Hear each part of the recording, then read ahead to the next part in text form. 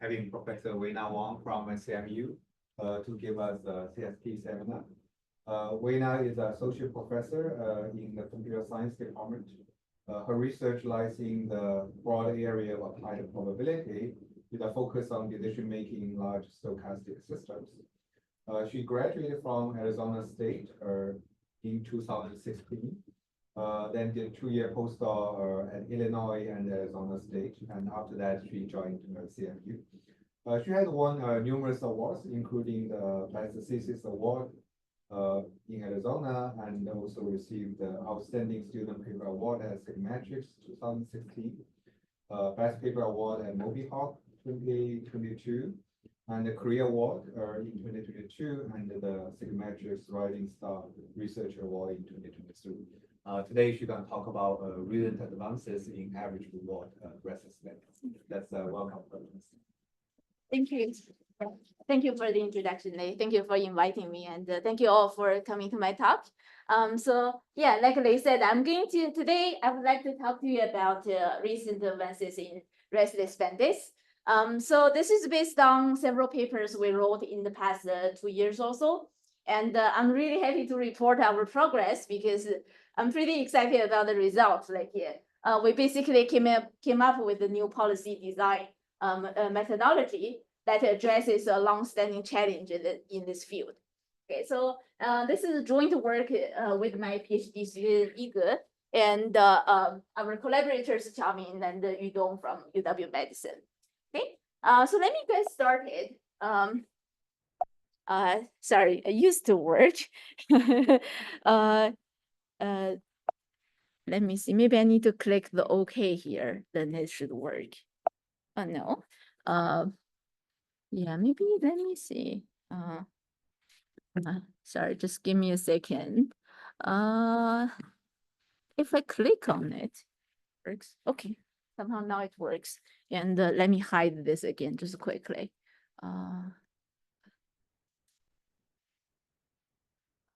And move this. Okay.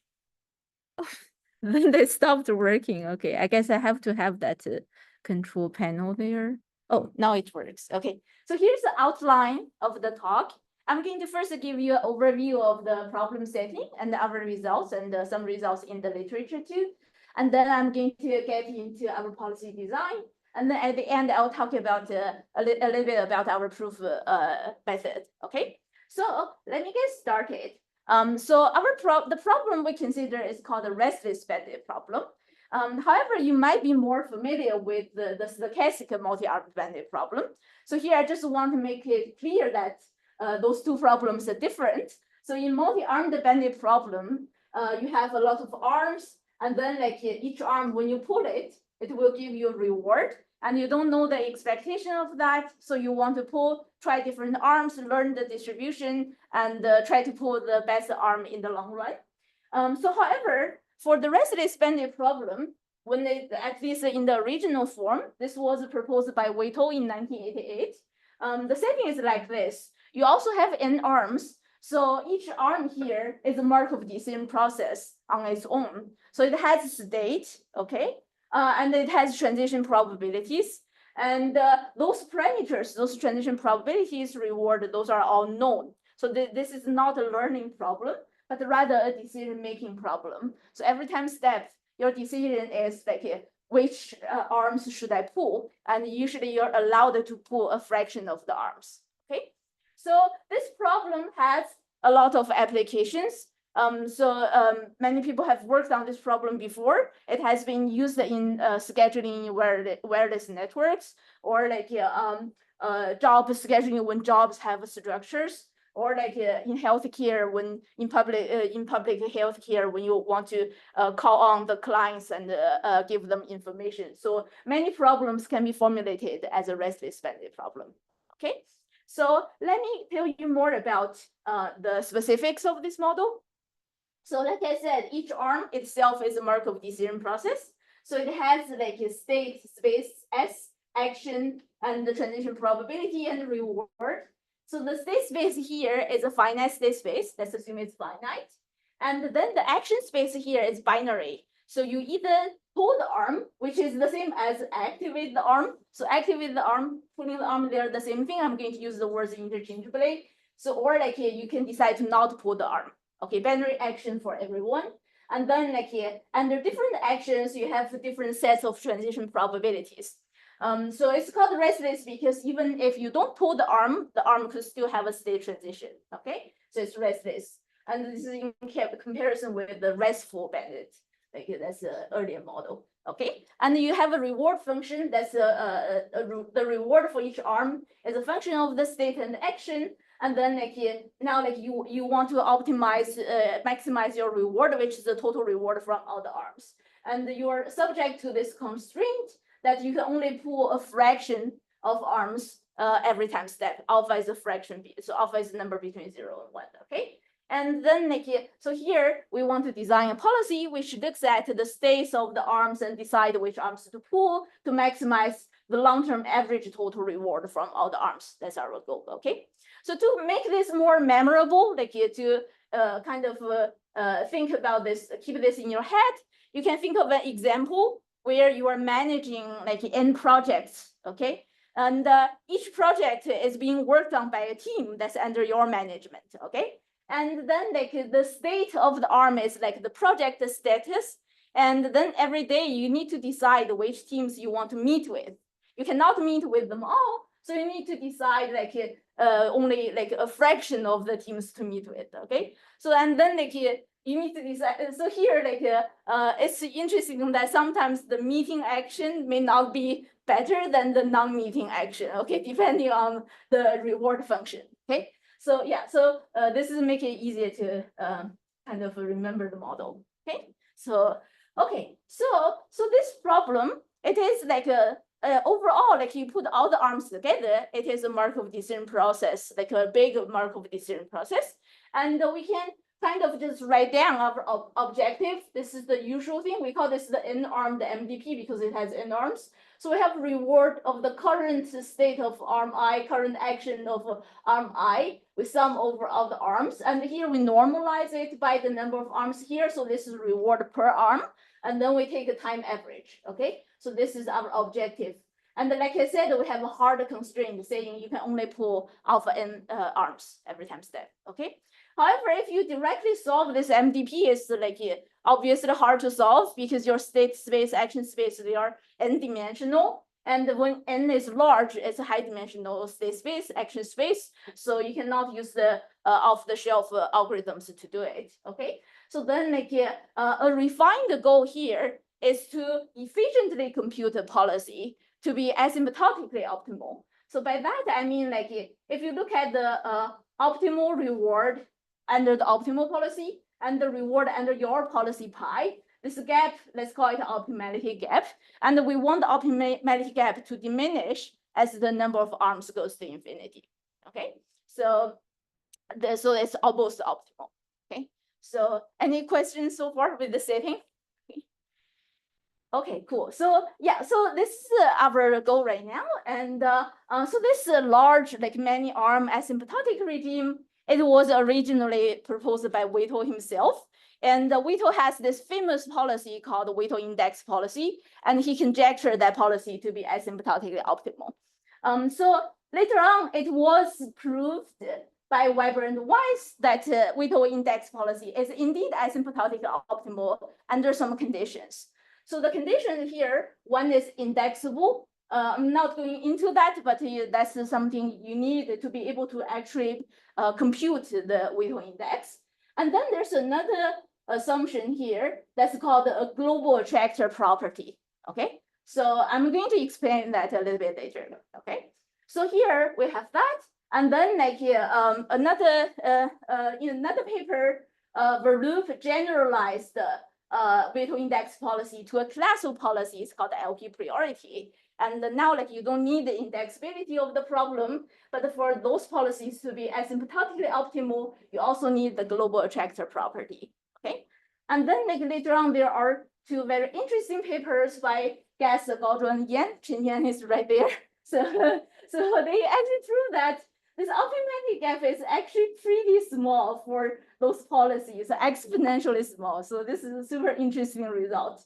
And although you do need assumptions which include a variant of a stronger version of the global attractor property called uniform global attractor property. Okay, so for our purpose, we'll just think of both as just a global attractor property. Okay, so then like you may have noticed that here all the past work they require this like a global attractor property or like a stronger version of it. Okay, so this condition here is something that's not that easy to verify. Okay. So why is it not easy to verify? I can give you a little bit insight into it. Okay, so let's look at what this condition is. So at a really high level, like this is a little bit vague, but at a very high level, when you have a system with a large number of components, you will be able to approximate the dynamics by a deterministic dynamical system. So here the deterministic system is an ordinary difference system. So xt is like a representation of the state. And the difference here can be represented as x times some function of x. If this function is a constant function, then this is a linear system, which is good. But for the restless bandit problem, for the policies we consider, it's not a linear, it's not a constant function. So then the gap condition basically requires this system to have a unique equilibrium point. And also like the equilibrium point is a global attractor, which means wherever you start, like you start from any initial point, you should be able to converge to this point. Okay, so illustrations like wherever you start, you converge there. Okay, so this is an assumption, and then you can see like here, it's not something that's easily verifiable. Okay, and more about this is like, if you look at, this is policy dependent. So if you look at the existing policies, Whittle index LP priorities, they don't have this, like they don't guarantee gap automatically. This is not built into the policy. So this is kind of a design problem of those policies because they kind of, when they design those policies, they focus more just on a optimal point, and they want to make sure there's an optimal distribution that is the equilibrium point, but they are not guaranteeing convergence to that point. Okay, question. So it's hard to verify because we need to have this property for all policies, or no? So it's just a fixed policy, but then you need to compute f, and f is like policy dependent, and then you need to verify like this x times f thing is equal to 0 only at one point, and then like you will converge to that point. Yeah, that's sufficient to say I have this property for the optimal policy or for whatever the policy I'm putting. That's sufficient. At least in the analysis of those existing policies, they need this to be true for that policy. Okay. So then like this is the mean field dynamics of that policy, and yeah. Right. You need to verify for all x0. So that's how to check. Right. That's usually like in control theory, you do that. But is it easy to come up with the optimum function that verifies this automatically? I see. Yeah. Okay. Very question. So here we are looking the global attractor X star here for the restless bandit problem is the steady state distribution of the state. So yeah, it's a distribution of the state, yes, and it's like optimal in the sense it's the solution of the LP version of it.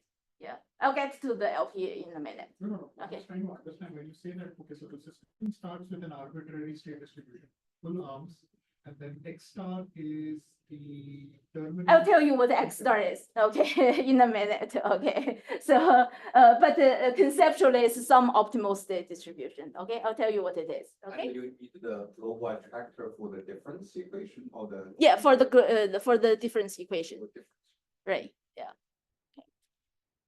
Okay. Yeah. So basically, like our work can be thought of as like trying to answer this question. How can we actually build this global convergence into the policy design? Like, so we don't need to assume it externally. Okay.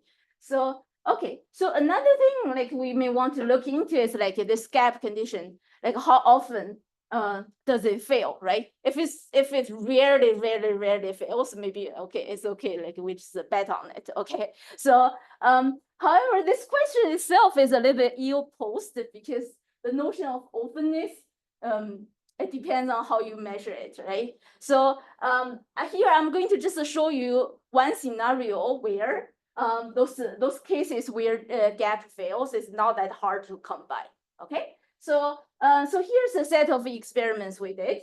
The x-axis, y-axis, they don't matter, okay? So, but each point here is a restless bandit instance, okay? And if the dot is red, that means it's failing the gap condition, okay? So gap is hard to verify, but it's easy to say, it's easy to guarantee that it fails, okay? So we know that for sure, those are failing this condition, okay? Under specific policy or under any? Under like all the Whittle index or LP priority policy, okay? So it's failing the gap condition. And from the left to right, what we are doing is we are changing how we generate the problem instances. So we're using a Dirichlet function and to generate the transition probabilities like of each row. And then like from left to right, it becomes sparser and sparser. So once the problem is sparse enough, then like you can see that there are like a significant fraction of the problems that are actually failing the gap condition. Okay, so yeah, so this is just a demonstration, and hopefully you're convinced that this gap condition is something you don't want. Okay, it's undesirable. Yeah. This gap condition is only a sufficient condition for that. Yeah, that's true. That's true. Because all of this is the mean field analysis, which needs. I mean, if you have to go away from the gap condition, it's a little bit more work has to be done where you have to look at the. I mean, there is work done for these discrete things where you will actually converge. There are multiple convergence points. It's a lot more work, of course. Like if you look at Kiefer's work, he's got a lot of conditions up there. So you go to some period. I mean, you points and you can cut. I mean, you can also decide if there are multiple equilibrium points, which one you actually decide on. I mean, all of that can be done, but it's a lot more work. Right. So this is just sufficient condition. So we actually checked like out of those points, like are the existing policies actually like performing poorly, and actually like a significant fraction of them do perform very poorly. And so that's just evidence that like those points like are the existing policies are not doing well there. Yeah. Is that point unit chain models or? Yes, they are unit chain models. We guarantee that, like because it's on the left of this line. That's how we verify that those are satisfied the unit chain conditions. Okay. I'm curious, is kind of the failure is come from because of difference equation? If we make it a differential equation, will the system like under the same policy become stable? No, I don't. Yeah, it doesn't come from the discretization. So there are multiple ways you can fail this condition. The way we verify this is like here. Actually, the F near at the equilibrium point is not stable. It's the unstable condition. If it's unstable, it has to fail the gap. And I don't think the stability depends on whether it's discrete time or continuous time. Yeah. Okay. Okay. So yeah. So those are like the motivation for our results. So what we did is, so we first like in a work in 2023, we proposed a new policy. So this is published in Neuros as a spotlight paper. So we proposed a new policy called the follow the virtual device policy. So under this policy, we were able to achieve an optimality gap of this order, which is diminishing as n goes to infinity. Okay, and we don't need the gap condition, but we do need another condition called the SA, okay? So I know what you're thinking, we are getting rid of gap, but we are introducing a new condition, okay? But hear me out, okay? So this SA condition, first, there are problem instances that fail gap, but satisfy SA, okay? So this is the first time we actually break the gap assumption. Like in the past, like you never have performance guarantee if you don't have gap, okay? So secondly, SA condition is actually easy to verify. it's just based on the problem primitives, and there are standard algorithms that we can use to verify it. Okay, so it's a much intuitive assumption. So with that being said, we are not super happy with this result. So we worked harder, and then like we proposed another. Actually, this is a class of policies that we call focus set policies, and they achieve this optimality without this assay condition. Okay, so one disclaimer here is like of all those work, we need to assume certain aperiodic unit chain kind of assumptions. Okay, okay. So yeah, so we removed the gap condition. So if you use your policy, can you verify the gap condition under your new policy, whether it's satisfied or not? Have you We done- haven't tried. Maybe like under your policy, the gap condition will be satisfied, right? That's possible? that's yeah, it's unclear. Yeah, I haven't thought about it. Yeah. There's not a function f defined. Yeah, that's something I'm less sure. But I feel like you may be able to derive a mean field model for this. I'm less sure. But Yeah. not helpful. So for this policy, for sure, focus set, it's hard to say it satisfies a mean field equation because I'm going to show you what the policy is. It depends on like the arm ID. So it's not really mean field, yeah. The optimality gap type. It's yeah, it's so here I think it's tight. Like this comes from the central limit theorem. I feel like we under our policy we cannot do better.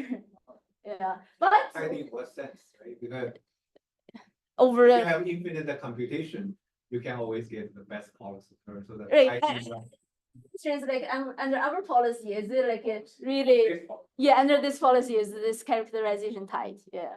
So I think it cannot be improved, but we did think about this problem because we also want this exponential optimality gap. Like it's really nice to have them.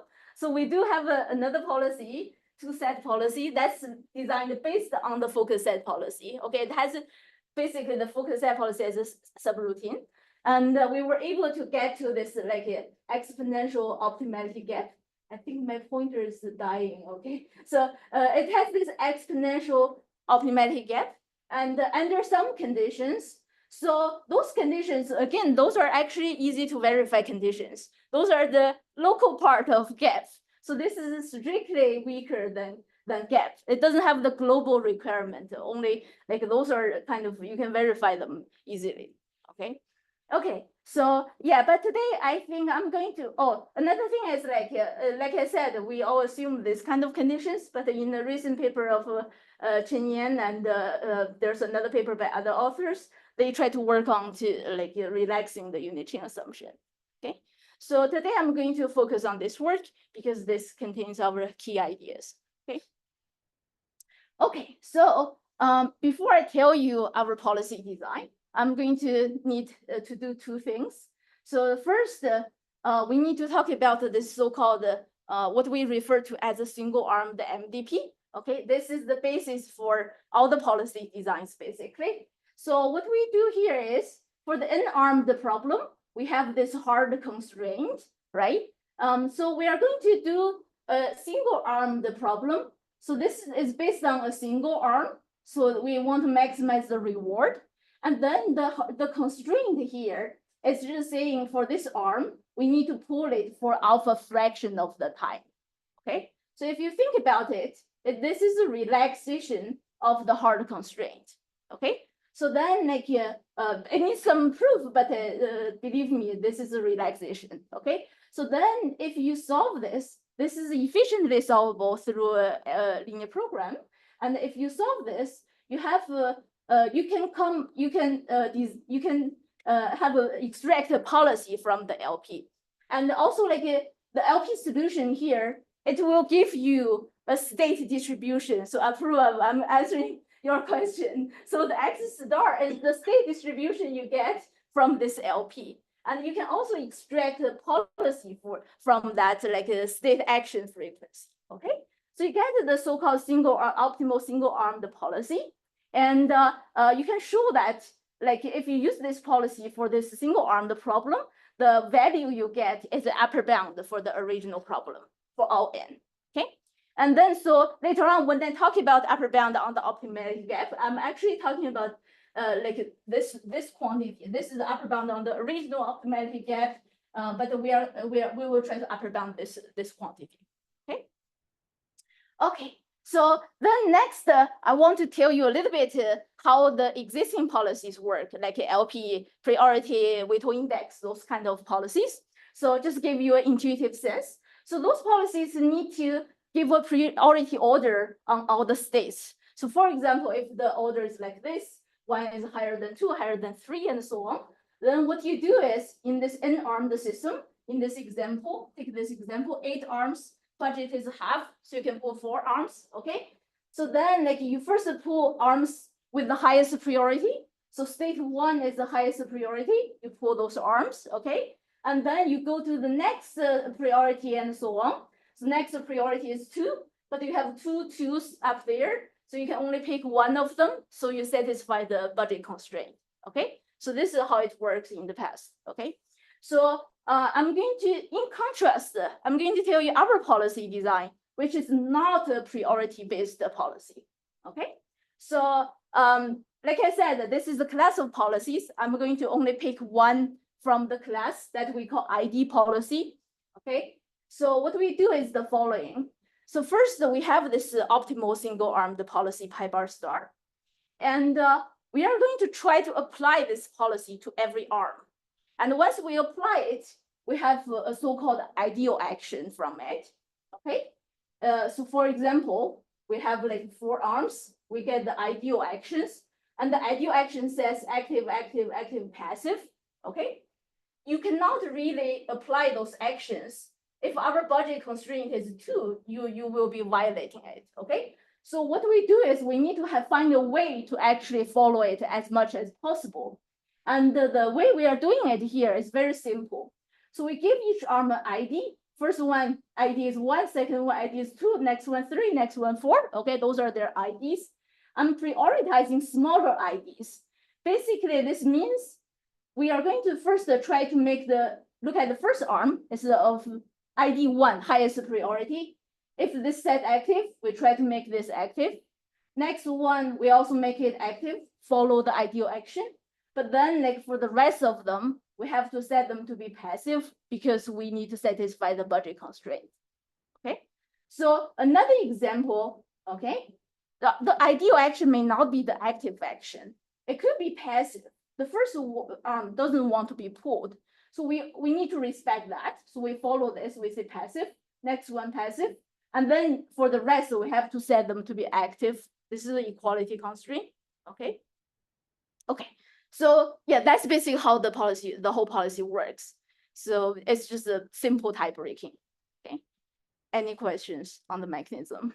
So I'm confused. So the arm are identical, right? If they're Right. in the same state. Yeah. Identical.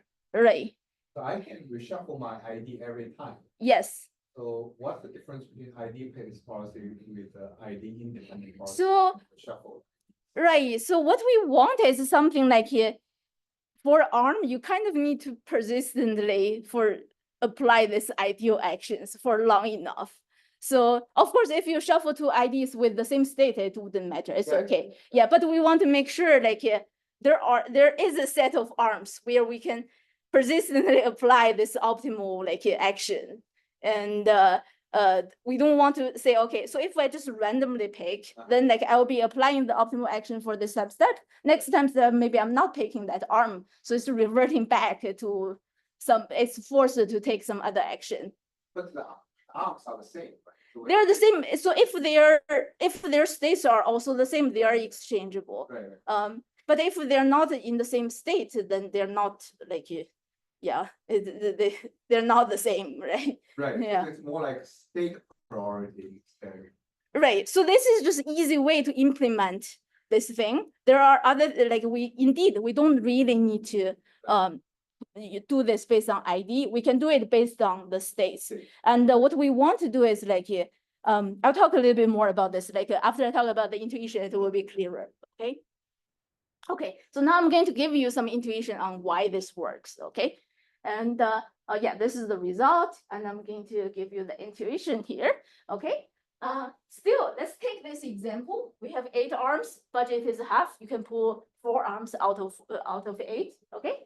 And now, like, let's consider the first half of the arms. Okay. So under our policy, what do you think we are going to do to them? Like, remember, our budget is 4, and though there are 4 arms out there, and we are prioritizing small IDs, what do you think they will behave like? Anyone want to take the question? Test on whether you're paying attention or not. I think Jelani looks like you know the answer. So Just a disclaimer, I haven't talked to Jelani about this. I think see you can talk. Oh, okay, you heard it from others. So like in expectation, you'd be pulling like half.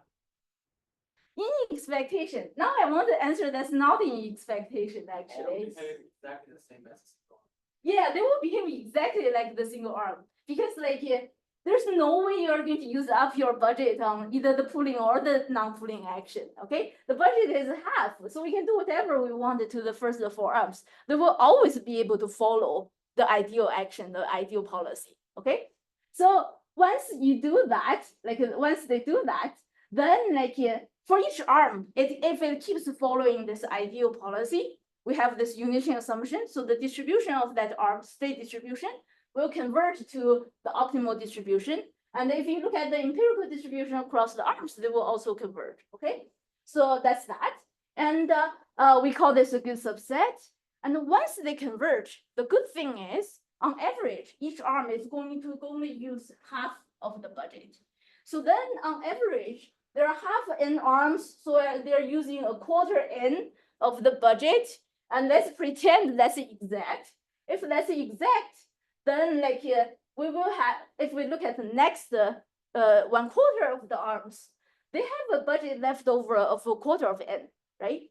And then like if that's exact, okay, so then again, they can do whatever they want because it's just like the budget is enough for them to follow the ideal actions, and they will follow the ideal actions, their distribution will converge, so we are expanding the good subset to 1 to 3/4 of n, okay?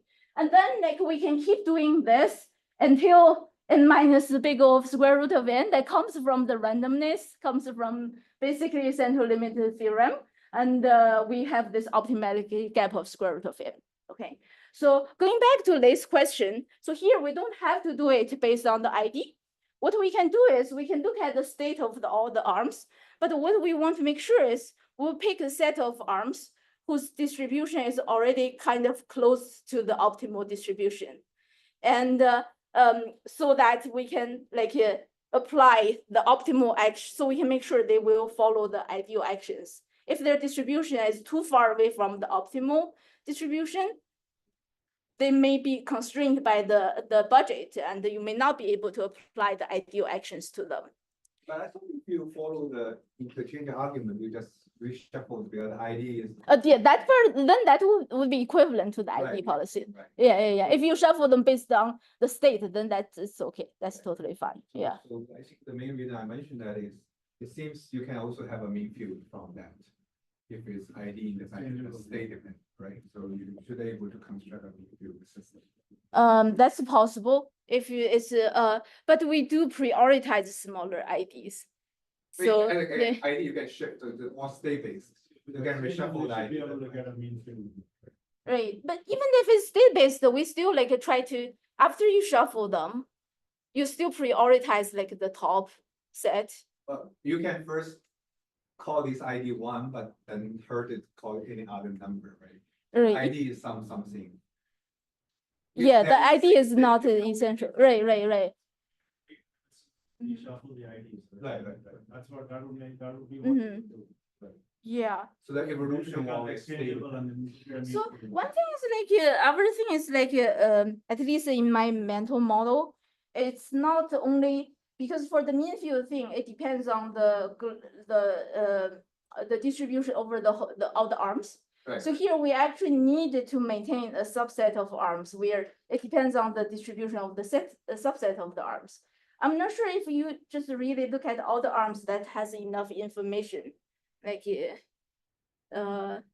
Very finite subset is exchangeable, which usually mean limits.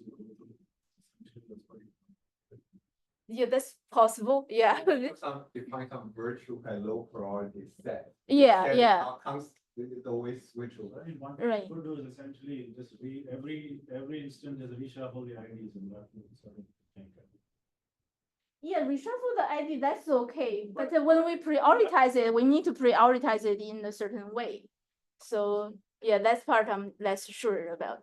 But it's possible, I guess. Yeah, but if you reshuffle that, it's not really priority, right? Again, you just randomly select certain arms to make them kind of low priority. But that's, I don't think it's equivalent actually, like, yeah, it's not because when you shuffle, you're constrained to say, you're constrained to only shuffling arms with the same state. Yeah. Right? So I feel like it's still different from randomly picking some arms. Yeah. Okay.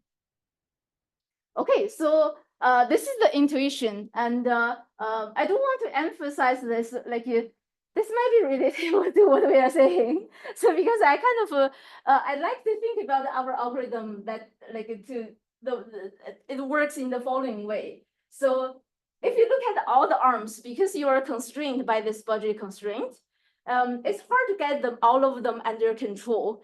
But if you start small from a smaller subset, then we have abundant like budget to make them follow the ideal things to do, as if there's no budget constraint. So then, like in that case, we can first drive them to optimality, and then like slowly expand the set so it covers like most of the arms. Okay, so yeah, that's like a really high level idea. Okay, so Think about another policy is you take n minus square root n r or n minus something Mhm. square root n r, and just treat this as a unconstrained problem, like average cost problem. yeah, that's I think like if your state distribution is really wild, then even that square root of a buffer may not be enough. Yeah. Around the steady state. Right. Yeah. So I'm going to actually talk about the proof, and maybe we'll get more ideas from there. Okay. So the proof basically follows this intuition, but with more notation. Okay, more formal. Okay. So I'm going to prove the results using the so-called drift method. So let me first give you a really quick overview of it. There are different versions of drift method that can get really complicated, but the version we are using here is actually very simple. So if you think about any stochastic system, and this is the state at time t, then what you can do is like you can pick a Lyapunov function that's that maps the state to a non-negative real value. And then like if you can establish a drift bound, the so-called drift bound like this, which basically means you look at the change in the Lyapunov function in expectation, and you want to say, okay, the change is negative something times the current value plus something. Okay, if you do that, or equivalently, you can write it in the following form, which might be more intuitive, which says the expectation of the value in the next time step is a contraction, like it's smaller than the current value plus something. Okay, so it's approximate contraction. If you can do all of these, then it will imply this bound, because you can just take expectation, assuming ST is in steady state, then like the left-hand side here will become 0. Then on the right-hand side, you have this. And then if you move things around, you have an upper bound on your Lyapunov function in steady state, okay? So then for our problem, basically we want to find a Lyapunov function whose expectation will be an upper bound for the optimality gap, okay? So if we can find such a Lyapunov function and prove this upper bound and make sure the upper bound is on the order of 1 over square root of n, then we are done, okay? So that is our goal. So then like, the question is, what Lyapunov function should we use? So if we look at this single-armed MDP, again, like when we solve it, we will get a distribution on the state. Sorry, I think I'm changing the notation. Now I'm calling it a mu star. It's the same as the X star before, okay? So we should be able to get optimal state distribution. So then like one option you might be thinking of is like we can do the following Lyapunov function. So xt here is a vector. It has a component corresponding to each state. So then like this counts the number of arms in each state and divided by n, so fraction of arms in each state. So this is the empirical distribution across all the arms. And we can keep track of like how far away it is from the optimal state distribution, okay? So this would be a reasonable choice because if they are close, then usually like you will get a small optimality gap. So however, this is where we started, but it just doesn't work, okay? So the issue is, I think even if we try harder, it still wouldn't work. So it's not like we didn't try hard enough. So the reason that it doesn't work is like, if your current state distribution, sorry, xt there, is far away from mu star, and then because of the budget constraints, you won't be able to make them all follow the ideal actions. And if they're not following the ideal actions, this thing actually doesn't approximately contract. Yeah, so this is not just a problem for this analysis method, but this is the same reason for the need of gap condition for the existing policies. Okay, so then so we need to address this issue. So in our policy, we came up with this concept called a focus set. Okay, so what is it? So a focus set is a subset of arms that satisfies the following conditions. So the first condition is most arms in this set should be able to follow the ideal action. Okay, so in our case, I'll show you what it is in the ID policy. But if you do it not based on ID, then you should pick a subset of arms whose distribution, empirical distribution, is close to mu star, so they can follow the ideal action.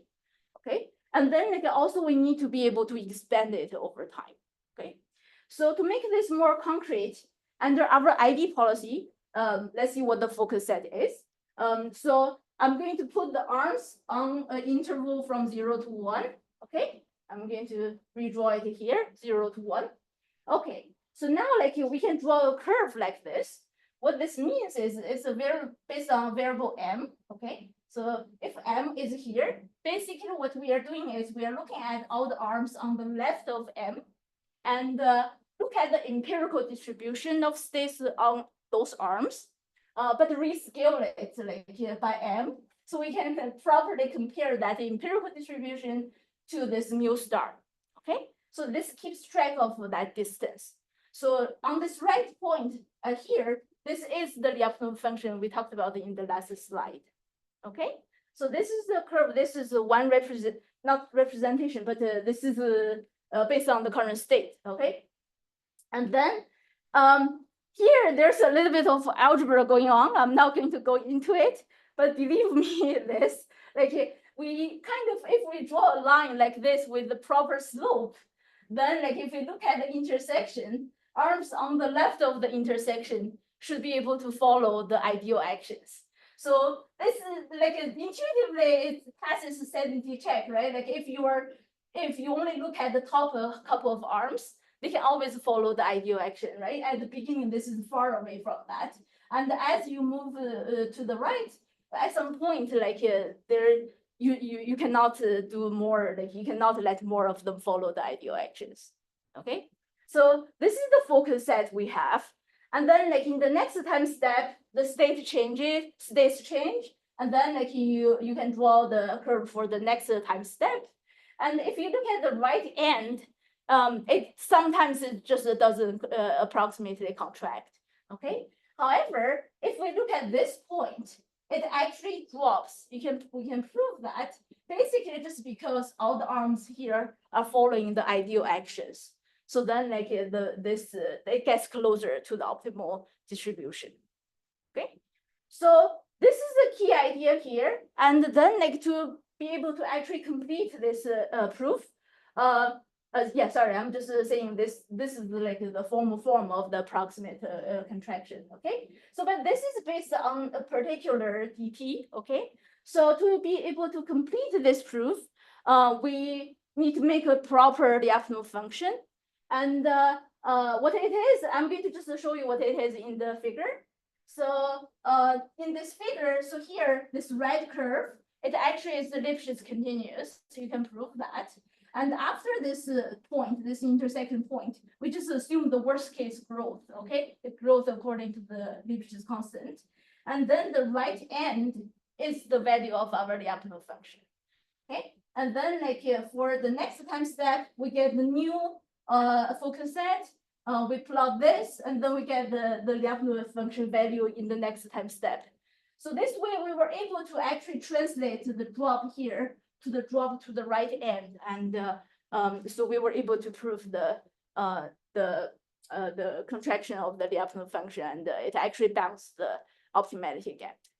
Okay, so yeah, like I said, it approximately contracts, and then and you can also see that this set would expand over time because the drop here, so it will expand. Okay. Okay, so I know it's a little bit, and maybe any questions, comment. Like this is my last slide, basically. Yeah, something similar to like iterative state space class. Like you want to have upset arm which converge to a steady state, and based on that condition on that, and you look at the additional set of arms, condition on that they will also concentrate. Something like that. Right, but the iterative state space collapse is in steady state, right? So the dt here, this set here, in steady state, it will be 1 minus square root of n. Sorry, yeah, 1 n minus square root of n in steady state. No, what I'm talking about is like your focus at it, first focus at the half of the arms, right? So if you look so that's the intuition, but maybe, so you're saying maybe let's take a look at the first half of the arms. the Lyapunov functions. Yeah. They will concentrate. Right. And then like you look at like maybe 3/4 of the arms, it also concentrates. Yeah, I think that was the idea. But here we're just like, we don't need to do that. We can just consolidate everything into this focus set, and then like it goes through. Yeah. Initially we were trying to do what you said. And, yeah. Here you're using one Lyapunov function. Yeah, one Lyapunov function. Yeah. Okay. Yeah, that's my second from the last slide. So this is just a summary. So basically, we looked at this average reward restless bandit problem when the number of arms is big. We designed new policies for it, and we removed the need for this gap assumption. And also, like, I wanted to kind of put this point here. We felt like the policy design, the Lyapunov function choice, are actually intertwined. It's not like we came up with the policy first and then do the Lyapunov function. It's like we think about some ideas for the policy, we try some Lyapunov function, which gives us more ideas for the policy, and we just iterate between them. And the end result will be a policy and the Lyapunov function that goes with it. So I think this is a good way to go about some of the problems. Like, yeah, so I think it's an interesting approach we took. And so based on that, we were able actually to also extend our results to the case when all the arms have a different model parameters. So it's a fully heterogeneous case. We were able to do a similar policy and a different Lyapunov function design and so on. Okay, so there are a lot of questions we couldn't answer right now. Like, what if the states are partially observable? Like, you cannot really observe the states of all the arms. It's only observable under certain actions. And if you don't know the parameters, you may want to do some learning. And then like also like there's a generalized version of this problem called the weakly coupled MDPs, where the action for each arm is not just pulling and non-pulling, but you could do multiple actions. And then you have cost constraints for the state action pairs. And you may even have multiple cost constraints and so on, okay? So yeah, so that problem has been looked at, but the results is not as well understood as the restless bandit problem, okay? So yeah, I'll stop here and take more questions if you have any. Thank you.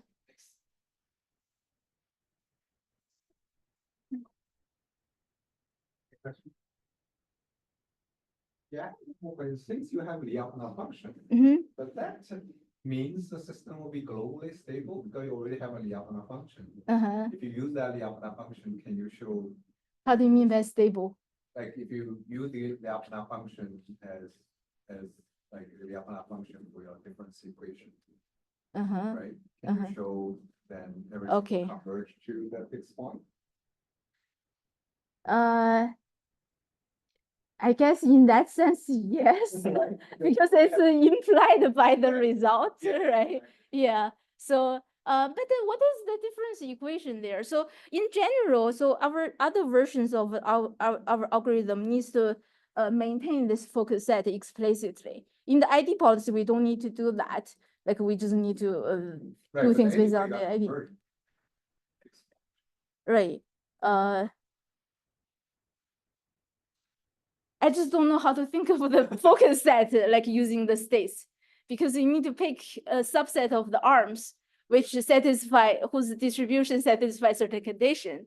And we call that set DT, which is part of the state. Right. And But still, if you just look at the fraction, right? Mhm. Because the whole system will converge. right. If you look at the fraction will have to converge. Yes, that's true. Right. That's true. It has to converge because Right. in ultimately, yeah. Right, so Yeah. but that. In implies fact, that the gap is right. satisfied for Right, this right. problem, possibly. Yeah, I can. Yeah, but it's yeah. But the stability thing, even when the problem is unstable, our policy still works. So like unstable that instability is for Whittle index and the LP priority Yeah, it's basically. not for, right, Yeah. under your policy. Yeah. I'm saying the Yes. Lyapunov function is bivariate, right? The one you construct. Right, it's bivariate. Doesn't matter, shows converge to the But steady state of Of X. that. Let's just think about the X. Yeah, or X. It seems like you're showing geometric ergodicity and that on what your slides were showing, it seems like it's independent, but the data is something that is it? The theta, yes, it's So there's a uniform geometric ergodicity exponent for all the